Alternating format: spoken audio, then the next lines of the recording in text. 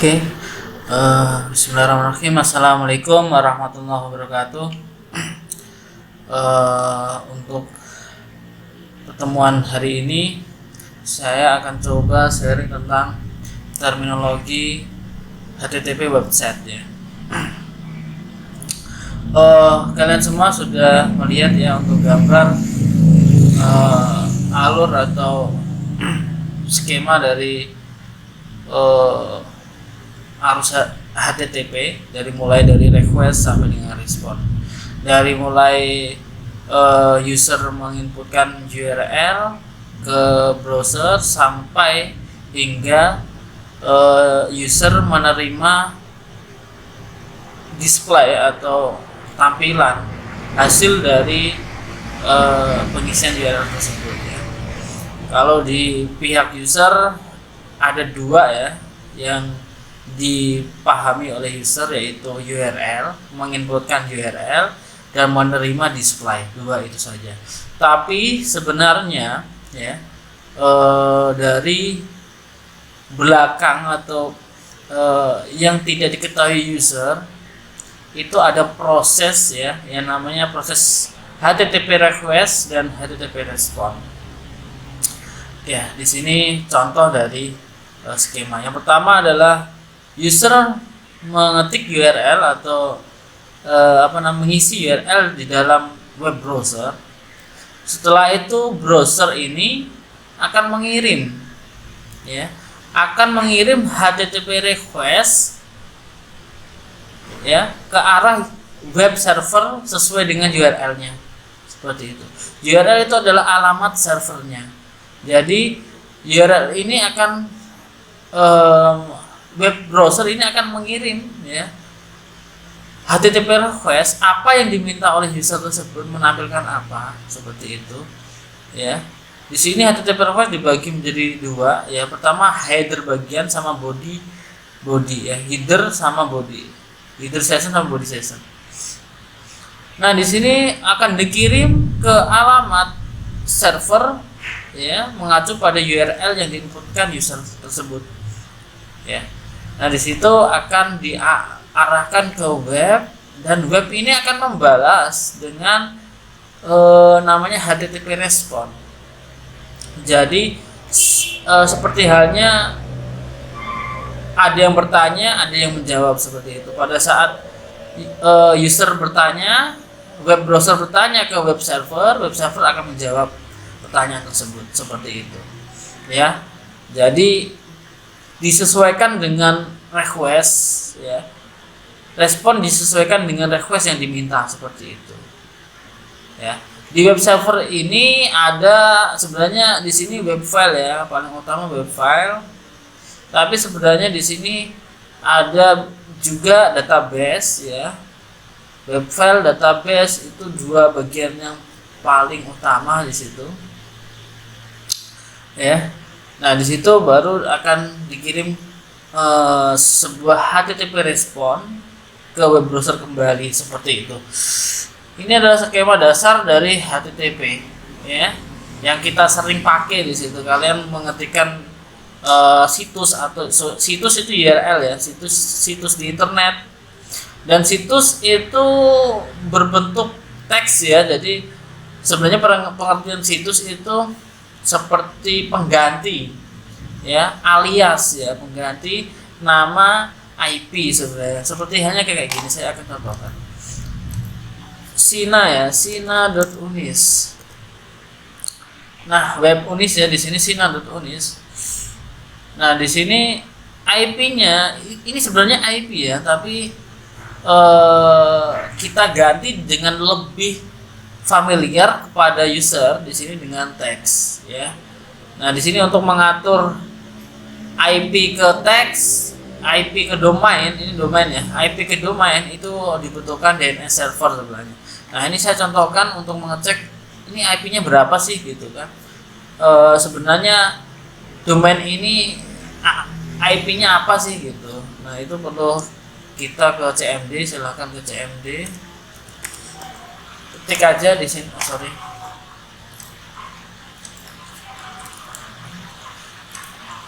Nah, di sini ketik ping sina.unis.ac.id. Oke, lihat ya di sini IP-nya adalah 103.85.60.93 seperti itu. Ada beberapa yang bisa diketikkan langsung di sini. 103.85.60.93. Ada yang bisa seperti ini, diketikkan IP-nya langsung muncul. Ada yang tidak bisa seperti itu, ya. Kalau ini memang root root dari virtual host dari server tersebut memang diarahkan ke sini langsung. Ya, ini virtual hostnya dia satu saja. Kalau multi virtual host atau banyak virtual host itu kemungkinan tidak bisa dibuat seperti ini, soalnya dia berbentuk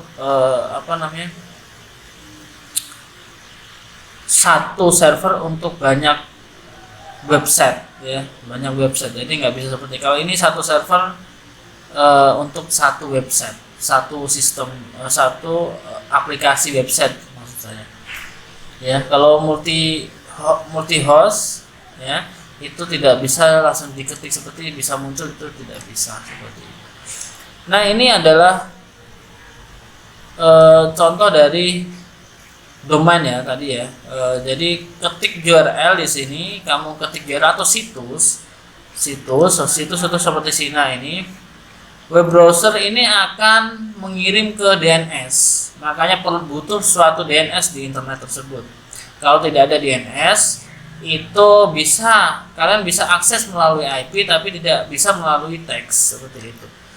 Ya, contohnya saya kayak gini aja. Saya akan, ini kan DNS-nya ada ya, kita bisa lihat di sini DNS ya, DNS server. Di sini 31 ya. Ini DNS-nya sesuai dengan gateway. Kita bisa mensalahkan atau coba ya, kita edit DNS tersebut dengan DNS yang palsu umpamanya. Kita ketikkan aja.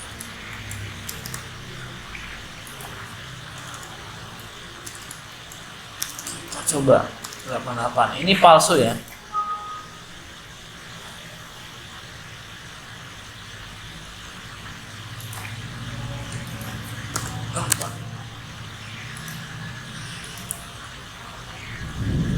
Kita coba di sini ya, biar refresh dulu.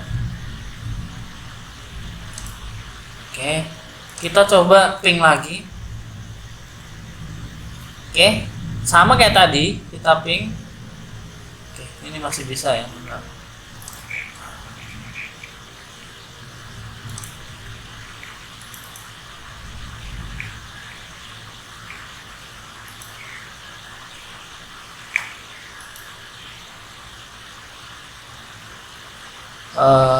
Oke, kita coba matiin hidupkan dulu ya. Kayaknya belum bisa.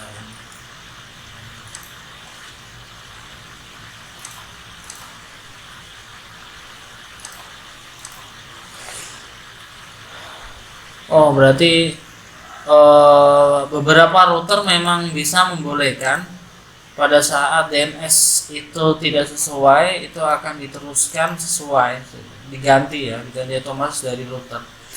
Ini saya menggunakan MikroTik, jadi memang otomatis akan di cover, kesalahan ini akan di cover oleh MikroTik ya. Sorry, ini tidak bisa untuk dipraktekkan.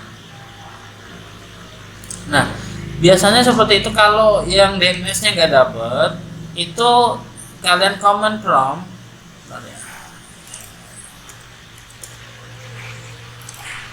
Gini ya, kalian command prompt ping 8.8.8.8 itu bisa terjawab, reply from gitu kan, terjawab seperti ini. Nah, pada saat kalian ping Google, ini tidak terjawab ya, kalau DNS-nya masalah. Nah ini kan DNS-nya nggak masalah ya, jadi dia terjawab seperti. Kalau tidak, kalau DNS-nya masalah dia tidak terjawab, tapi IP-nya bisa terjawab seperti itu. Nah itu wilayah DNS. Jadi web browser ini akan mengirim mengirim ke DNS server URL yang dimaksud ya, yang dimaksud user atau yang diisikan oleh user akan dikirim ke DNS server. DNS server akan mentranslate ya. DNS server akan mentranslate situs tersebut ke IP yang dimaksud, yang alias tersebut ya. Jadi IP yang dimaksud dari situs tersebut akan ditranslate ke IP oleh DNS server dan akan dikirim ke web server. Sebenarnya ini ada skema tersebut. Ada skema domain. Kalau menggunakan domain, kalau menggunakan IP langsung seperti tadi ini ya 103.8.60.93, jadi web browser langsung mengirim ke web server. Tidak perlu dikirim ke DNS server, tidak perlu. Jadi langsung bisa ke web server. Seperti itu. Nah, web server ini akan memproses ya permintaan dari user tersebut ya. Permintaan kalau kita di sini di sini ya mau login gitu. Kalau permintaan login, nanti web server akan menjawab login itu sukses atau tidak gitu. Membuka menu mana kalau saya contohkan di sini website saya ya. Nah, saya klik algoritma dan pemrograman Nah, itu akan dikirim ke web server dan web server akan menampilkan ini seperti ini. Ya. Nah, untuk melihat HTTP request dan HTTP respond itu kalian bisa, kalau menggunakan Mozilla itu bisa ke konsolnya atau ke inspection elemennya. Klik kanan inspeksi elemen. Kalian pilih yang jaringan. Nah, di situ kalian langsung muat ulang. Oke. Di sini akan ada beberapa file ya yang akan dikirim. Ada metode kirimannya, get, post, sama yang satunya adalah respond ya, request, ada 3. Tapi banyak sebenarnya, tapi yang sering dipakai adalah get, post, dan request. Nah, di sini kita coba contohkan di sini ya. Nah, paling atas ya. Paling atas di sini klik aja dan di situ bisa tampil sampingnya.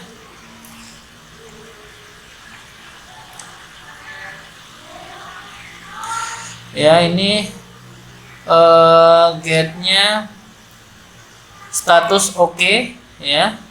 Kita bisa lihat get-nya. Di sini skemanya HTTP, hostnya Ridwan, alamat IP-nya ya ketahuan, alamatnya berapa dan portnya berapa.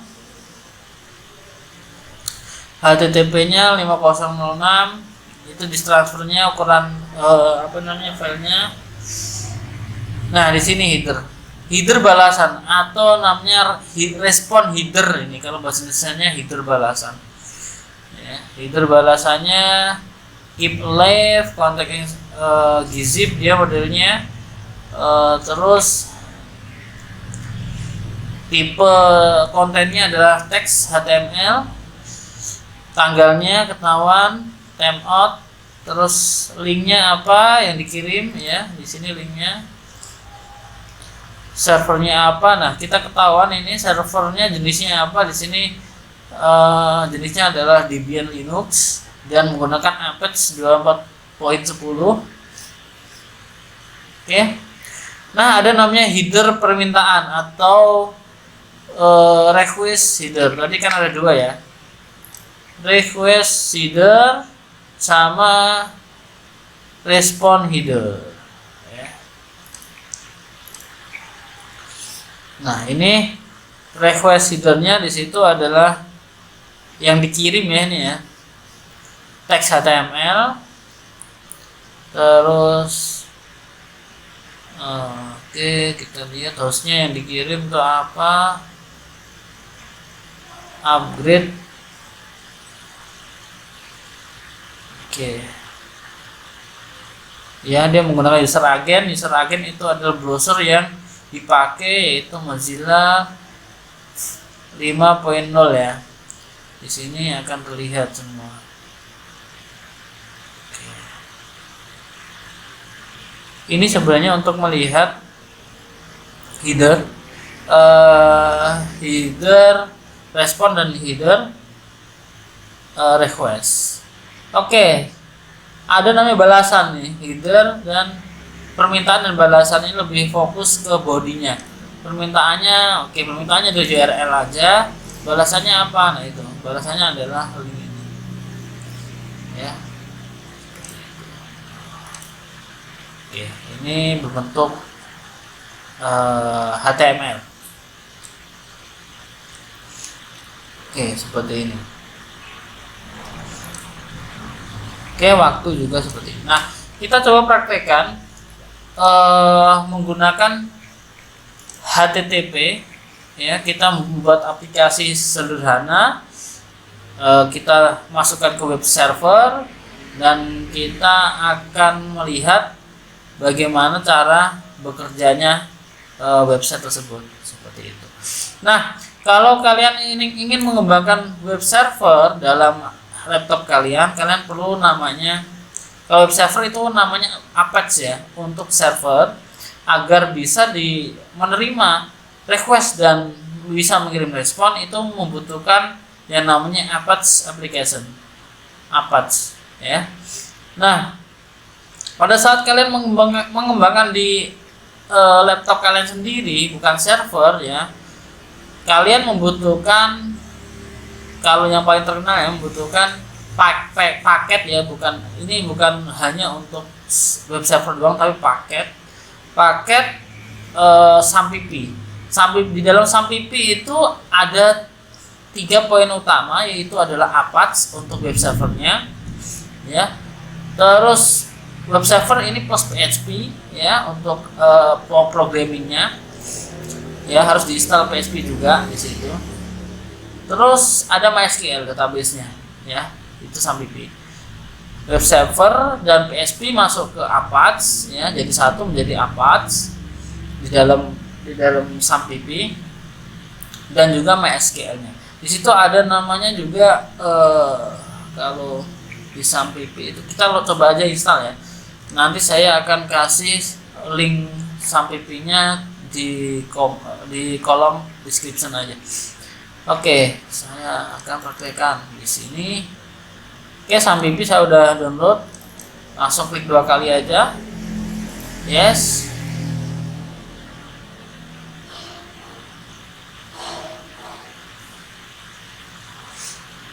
Kita tunggu. Oke, langsung oke aja. Next. Oke, ini langsung next aja. Oke, di sini dijelaskan ya bahwa di server ada Apache, MySQL, FileZilla ya. FileZilla itu untuk meremote server. FileZilla. Mercury meremote mail server. Ya, ada 2 jenis untuk remote control di situ, FileZilla dan Mercury. Oke. Dan untuk program lanjutnya ada PHP dan Perl. Ya, Perl. Terus ada PHPMyAdmin untuk program lanjutnya. PHPMyAdmin itu adalah manajemen dari MySQL-nya, bukan PHP ya ini. Manajemen MySQL menggunakan programming PHP, makanya namanya PHPMyAdmin ya. Sebenarnya ini adalah untuk memanajemen MySQL. Gitu. Web Balizer Function Mount. Oke, nah ini enggak terlalu perlu ya. Oke, langsung next aja. Next. Oke, dan next. Oke. Kita tunggu. Sorry, close aja. Banyak iklan memang. Kita tunggu beberapa menit. Oke, di sini akan tampil Windows Security Alert ya, tinggal lo aja, lo akses, terus finish. Nah, di sini akan tampil portal atau panel SAMPP control. Nah, yang perlu kalian aktifkan agar bisa mengembangkan web application, kalian aktifkan Apache dan MySQL. Apache untuk web servernya, di sini ada PHP sudah include, dan MySQL untuk database-nya. Seperti kita Apache saja ya, MySQL nanti aja kalau kita membahas tentang database. Oke, kita akan membahas tentang web server saja. Oke, di sini sudah aktif.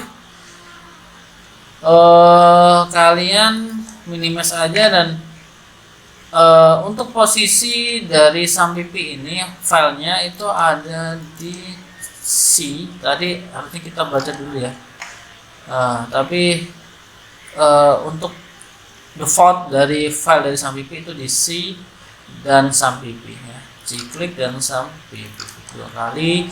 Di sini ada namanya folder htdocs. Oke, folder htdocs. Nah, di sini folder htdocs inilah yang tempat dimana file aplikasi website kamu berada ya, di sini. Seperti itu. Ini menggunakan SAMPP. Oke.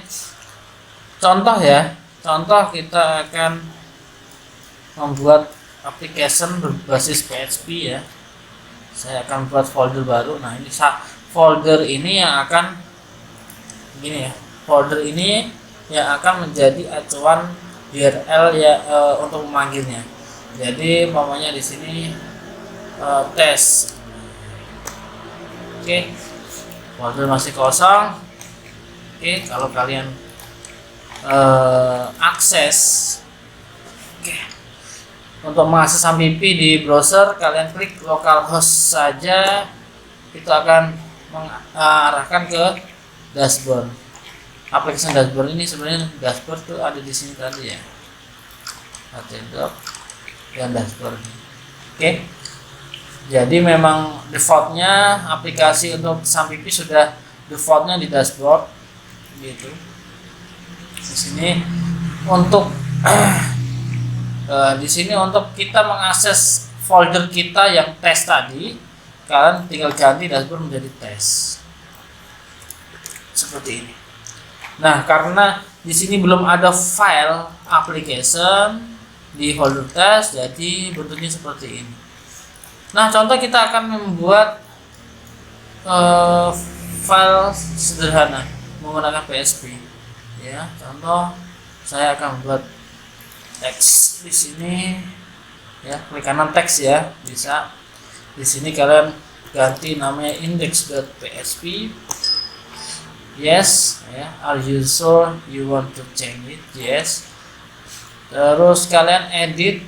Nah, untuk editnya kalian bisa edit menggunakan notepad ya, select a program, pilih notepad seperti ini. Oke, untuk teks PHP itu seperti ini. Mungkin saya tidak terlalu membahas terlalu dalam untuk PHP nya, untuk dasarnya saja ya. PHP itu mempunyai teks program seperti ini ya. Oke, teks yang untuk membuka adalah kurang dari tanda tanya dan PHP. Untuk tutup programming itu menggunakan tanda tanya lebih seperti ini. Oke, ini kalau PHP. Nah, oke, sebelumnya mungkin saya akan bahas HTML dulu ya. Oke, nanti kita bahas PHP. Oke, kalau PHP itu sebenarnya seperti ini, langsung echo. Ini untuk mencetak sesuatu. Echo coba. Seperti ini. Ini koma ya untuk menghentikan instruksi. Bukan menghentikan ya, menutup instruksi. Terus save, kalian reload. Oke, di sini akan ketik coba.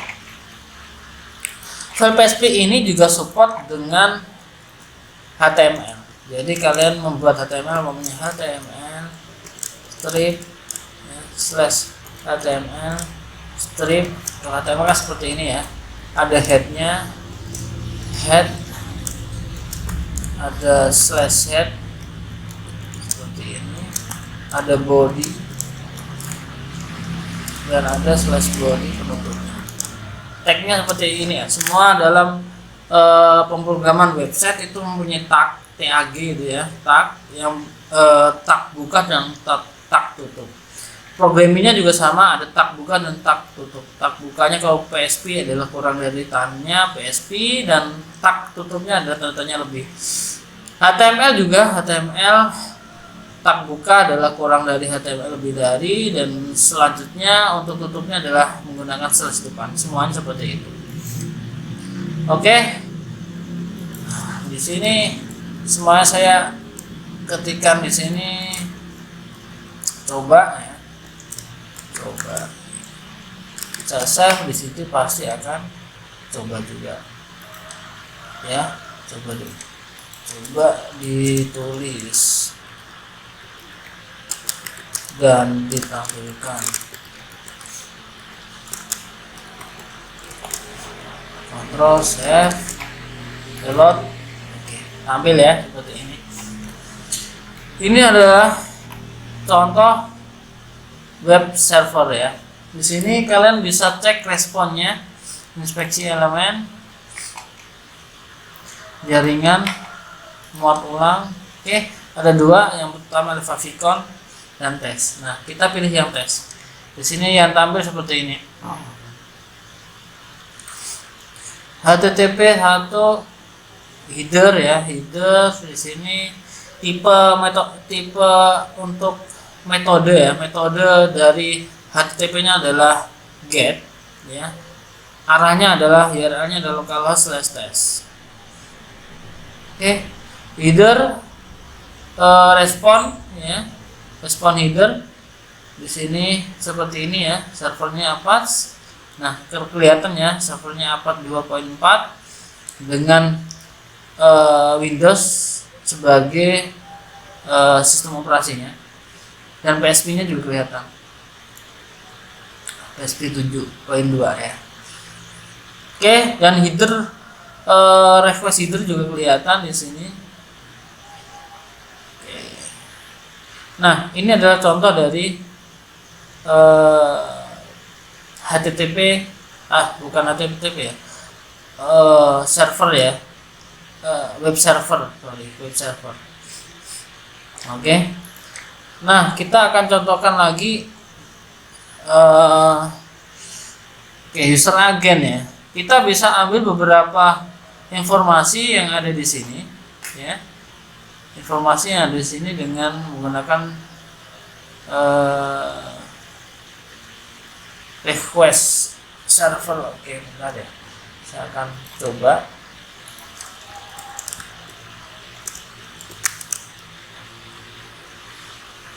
Seragam.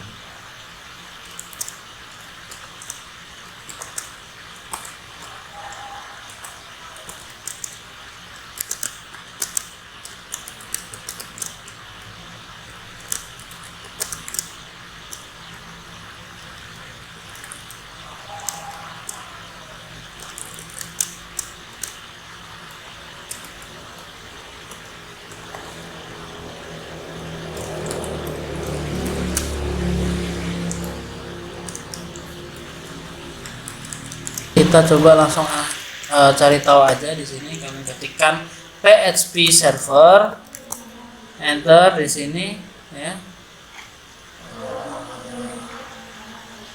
Oke.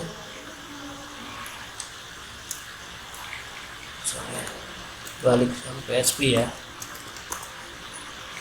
Nah, di sini di W3School sudah dibahas. Oke, di sini ada PHP. Kalau kita ingin mendapatkan user agent, kita tambahkan HTTP user agent. Sorry, tadi kurang HTTP.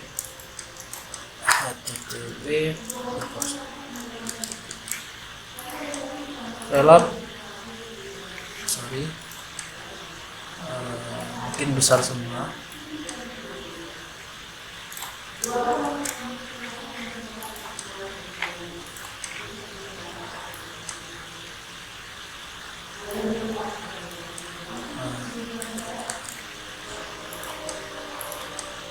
Oke. Jadi user agent akan berubah di sini Mozilla Windows NT sesuai dengan yang dikirim. Ini kan itu permintaannya, bisa dicetak user agennya itu apa, Mozilla, berarti di sini ada Mozilla ya, kecetak ya. Dan ada beberapa informasi dari request yang bisa tampilkan yang dengan menggunakan $server di sini. Ada PHP server name, ya, HTTP host, HTTP referee, dan script name seperti itu. Oke. Contoh di sini saya akan di sini banyak ya, ada PHP gateway interface ya. Di sini akan menampilkan CGI, server address IP ya, bisa menampilkan IP, contohnya seperti ini. Kalian copy paste saja, kasih BR ya, biar ke enter, titik, untuk penggabungan string menggunakan titik ya, BR seperti ini. Nah di sini kalian ganti dengan IP. Di sini tadi server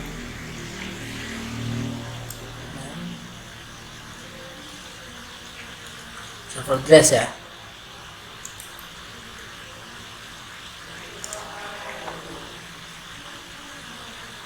Bentar. Remote address bukan server address ya. Nah, remote address untuk melihat IP yang digunakan oleh usernya itu remote address. Nah, seperti ini reload. Oke, ini IP dari usernya menggunakan IP sama dengan di servernya, soalnya saya juga di ini kan lokal ya, web server lokal. Oke, seperti itu. Dan user agent sebenarnya bisa diedit ya di sini ya. Jadi tidak serta-merta bahwa user agent ini bisa dipegang atau valid datanya, itu tidak seperti itu. Kita bisa merubah user agennya seperti apa. Contoh di sini untuk mengedit user agent, kalian bisa menggunakan extension lagi ya. Kita coba extension pengayaan. Kalau di sini pengayaan, oke, extension.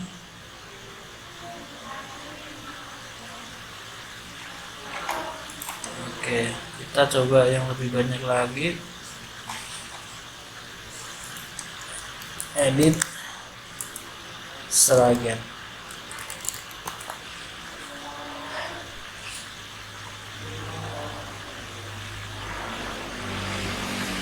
Oke, ini ya, custom. Kita lihat dalam browser apa aja ada fungsi ini ya, ada layanan ini.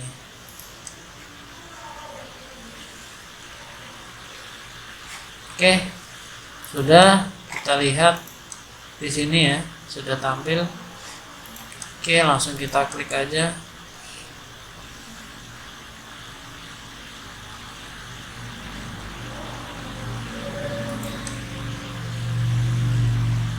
Oke, di sini ya Mozilla ya, kita bisa ganti sebenarnya.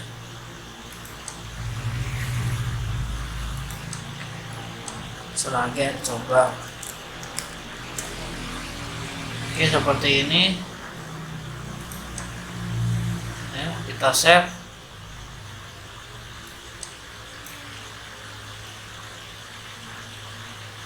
Kita coba lagi, reload, coba ya. Jadi user agent bisa dirubah, tidak valid. Nah, user agent coba seperti itu. Ini contoh dari bagaimana HTTP server itu berjalan. Nah, sekarang kita coba lanjut ke proses get dan post ya. Coba get dan post. Kalau get itu biasanya di sini kita ada tanda tanya kayak gini ya, tanda tanya, terus ID sama dengan kayak gitu, berapa 12 seperti ini, kasih dan untuk menggabung, kalau satu doang kayak gini. Nah kayak gini biasanya. Nah ini sebenarnya bisa ditangkap oleh server dengan ID sama dengan 12, ini bisa ditangkap oleh server dengan menggunakan $get seperti ini. Echo remote saya delete aja. Saya akan tuliskan ID adalah seperti itu,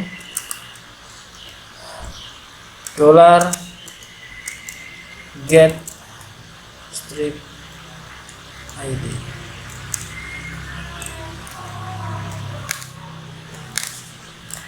Oke.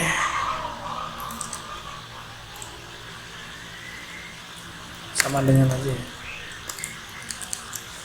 Oke, langsung reload. ID sama dengan 12. Oke. Ini saya coba BR biar enggak bingung kalian. Oke, kita ganti 13. Dia akan berubah 13. Nah, kalian klik di sini, bentuknya adalah get, ya. Oke, di header permintaan atau request itu ada ID ya, di sini ada accept language adalah ID Indonesia ini ya, bukan ini. Bukan. Oke, di sini informasi itu berarti hanya ini saja. Kalau menggunakan POS di sini ada ya, nanti kita bahas untuk POS. Akan ada informasi datanya. Data itu adalah yang yang dikirim ke HTTP server, ke web server. Oke, di sini hanya seperti ini. Dan kita lihat di header balasan. Oke. Status oke ya. Ini sebenarnya untuk status ini banyak ya, ada 200 oke, terus ada 500 itu gagal seperti itu. Ini ada sebenarnya 200k status. Nah ini ya, 100 LDHIN, 200 oke, 201 create ya, 202 accept. Ini adalah ID status ya dari hasil respon. 205 reset, biasanya yang paling sering ada tuh 400 ya, batch request, terus yang unauthorized 401, not found biasanya banyak 404, forbidden 403 seperti itu. Ini akan tampil. Oke ya, kita lanjut. Nah, kita ke permintaan balasan seperti ini biasa saja. Oke. Ini menggunakan get ya. Kalau kita punya pengen mengirim beberapa data ke dalam server, itu kan bisa menambahkan dan seperti ini. Namanya kita ingin menambahkan angka ya, angka 1A1 dan menambah A2 gitu kan, 15 namanya seperti ini ya. Nah, di sini berarti parameternya adalah A1, variabelnya A1 dan A2, kalian ganti aja di sini A1 dan A2. Berarti saya tuliskan angka 1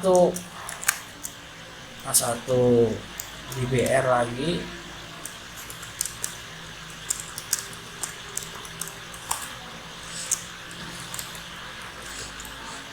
angka 2 A2 hasil tambah seperti itu ya.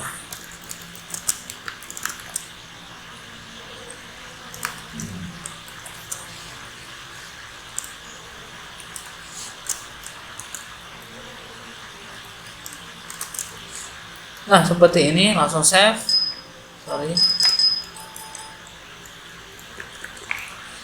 Langsung reload. Di sini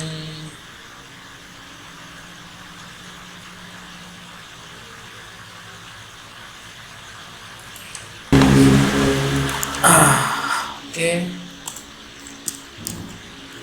Saya coba echo hasil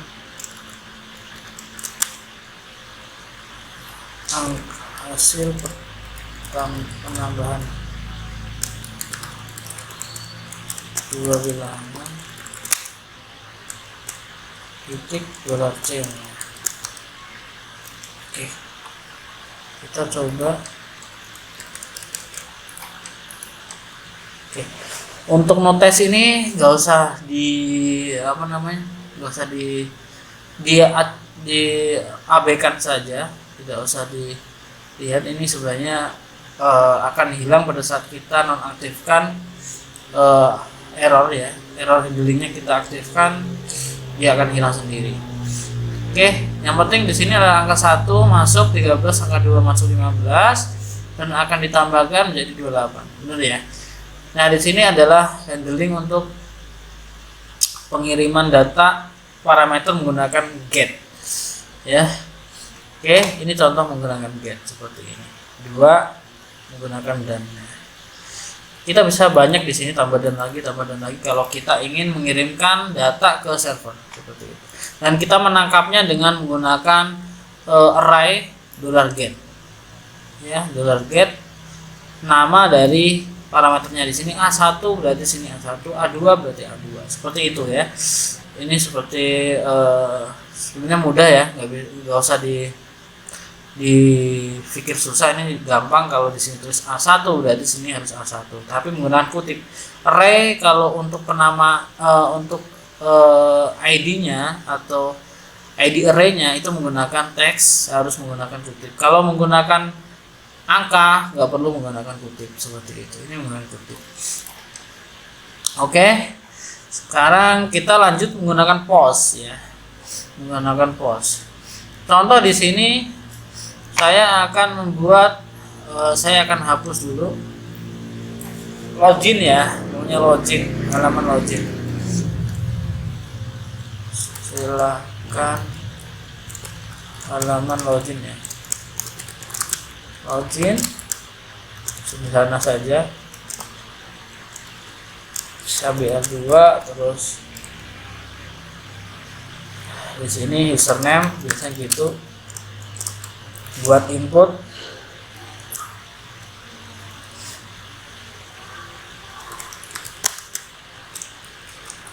tipe adalah teks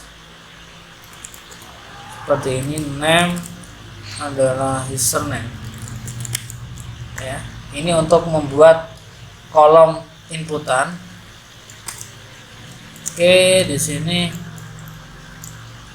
sekarang password ya, di BR dulu ya, ini slash terus BR, biar enter. BR itu adalah enter. Nah, ini password.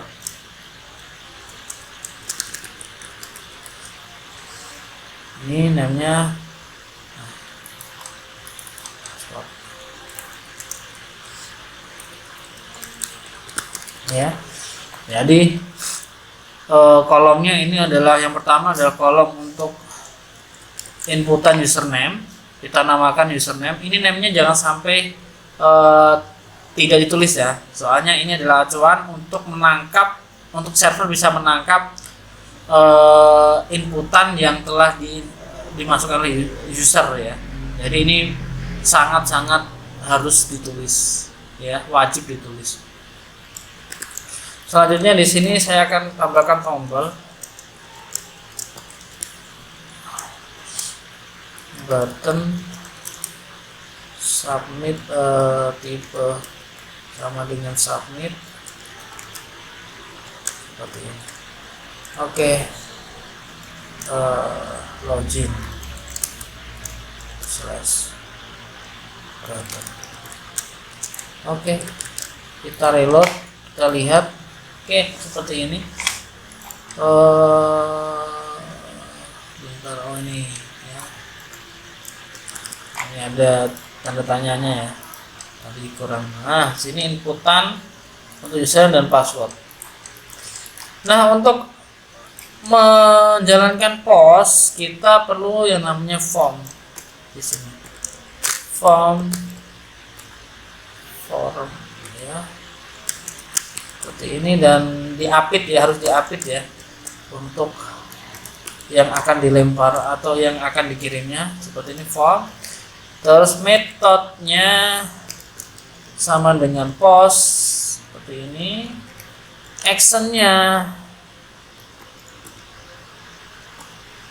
Actionnya kemana namanya,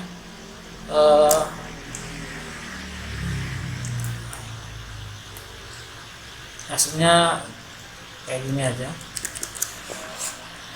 Oke, reload seperti ini. Pada saat kalian isi coba dan pas namanya. Oke, di sini akan dibahas ya, headernya, permintaan di sini.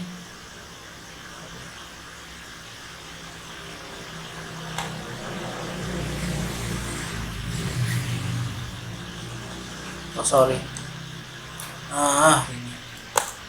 Oke, dokumen 200 ya. Oke.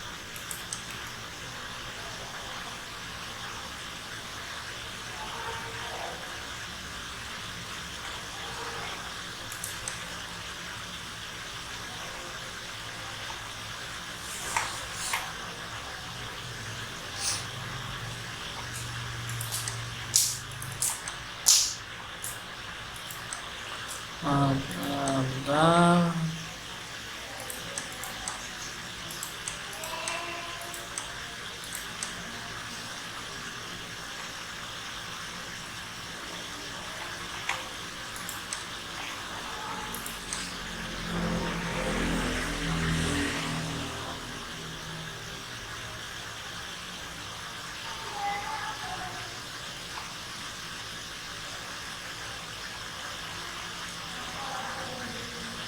Oke, kita coba tangkap ya.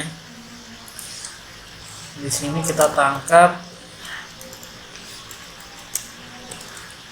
username dan passwordnya yang saya inputkan, saya tangkap di server. Oke, untuk menangkapnya menggunakan $POS ya. Itu dolar, saya masukin variabel buat variabel $A, dan saya isikan dengan $POS-nya seperti ini. Namanya ya, username, jadi username seperti ini. Koma, dan saya akan copy paste. Saya buat variabel lagi, mungkin ini bukan A ya, username aja dan password. Oke, saya akan echo ya, atau tampilkan di browser di sini.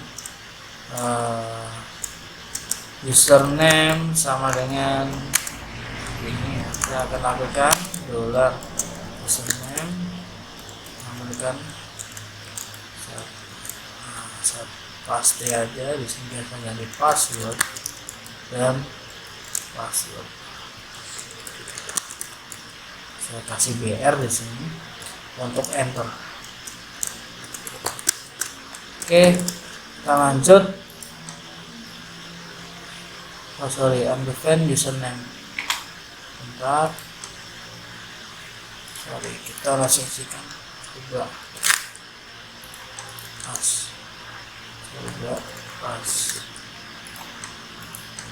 Oke, kelihatan ya username coba, passwordnya. Oh sorry. Oh ini ya, belum diganti. Pas.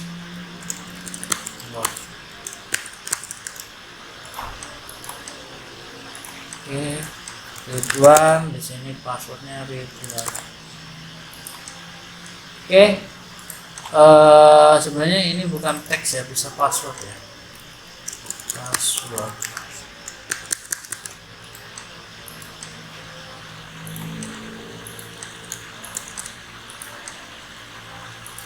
Di sini kalau tipenya password adalah berbentuk bintang di hidden ya, ituan password. Nah, titik ya, login akan diterima oleh server ya, jadi server bisa menerima inputan dari user seperti itu. Ini adalah post. Nah di sini ada di sini kelihatannya post, tapi datanya nggak kelihatan di browser ini ya. Harusnya kalau di Chrome itu kelihatan di sini. Ini nggak kelihatan. Kemudian tipe, sorry. Bentar, apakah ada? Oh ada nih. Di permintaan di sini ada data formulir, username dan password ya. Dan bawaan permintaan ya di sini jadinya seperti halnya get ya di sini ya, tapi dia ke hidden, tidak di URL-nya, URL kosong ya. Kalau post seperti itu, post itu adanya di layer belakang ya, bukan di URL-nya. Jadi dia menggunakan data formulir yang dikirim ya dan diterima oleh server menggunakan dollar post ya. Jadi bedakan antara post dan get seperti itu. Oke, untuk pengenalan HTTP server mungkin cukup ya. Jadi nanti kita bahas lagi tentang bagaimana mencoba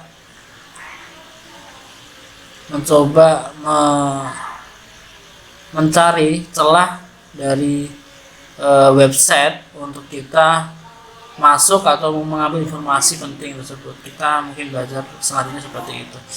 Oke, terima kasih. Saya tutup. Semoga bermanfaat untuk kita semua. Saya tutup. Wassalamualaikum warahmatullahi wabarakatuh.